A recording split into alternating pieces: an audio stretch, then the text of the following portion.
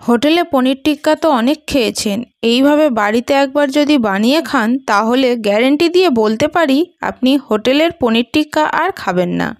Hello everyone, আমার এই রেসিপিটি যদি আপনাদের ভালো লেগে থাকে তাহলে চ্যানেলটি সাবস্ক্রাইব করে পাশের বেল আইকনটি অন করে দেবেন, যাতে পরবর্তী ভিডিও আপনার কাছে তাড়াতাড়ি পৌঁছে যেতে পারে।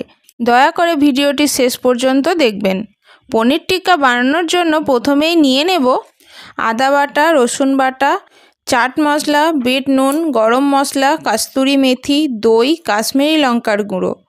এবার ব্যাটারটি তৈরি করে নেব।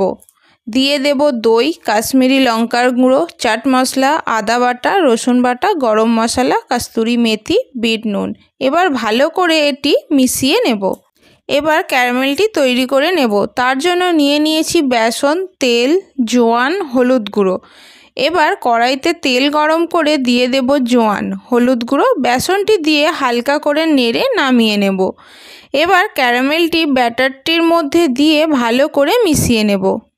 টিক্কা বানানোর জন্য নিয়ে নিয়েছি 500 গ্রাম পনির। পনিরটিকে এইভাবে পিস করে নিয়েছি। তারপর নিয়েছি ক্যাপসিকাম, টমেটো, পেঁয়াজ একই সাইজের কেটে নিয়েছি।